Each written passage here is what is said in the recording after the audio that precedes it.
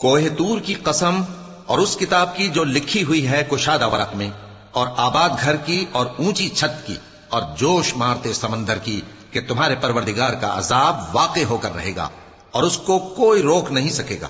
جس دن آسمان لرزنے لگے کپ کپا کر اور پہاڑ سچ مچ اڑنے لگیں، تو اس دن جھٹلانے والوں کے لیے خرابی ہوگی جو بیکار باتوں میں پڑے کھیل رہے ہیں۔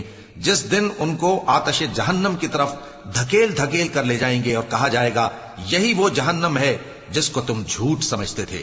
تو کیا یہ جادو ہے یا تم کو نظر ہی نہیں آتا؟ اس میں داخل ہو جاؤ اور صبر کرو یا نہ کرو، تمہارے لیے یکساں ہے۔ جو کام تم کیا کرتے تھے یہ انہی کا تم کو بدلہ مل رہا ہے۔ جو پرہیزگار ہیں وہ باغوں اور نعمتوں میں ہوں گے، جو کچھ ان کے پروردگار نے ان کو بخشا اس کی وجہ سے وہ خوشحال ہوں گے، اور ان کے پروردگار نے ان کو دوزخ کے عذاب سے بچا لیا۔ کہا جائے گا کہ اپنے اعمال کے صلے میں مزے سے کھاؤ اور پیو۔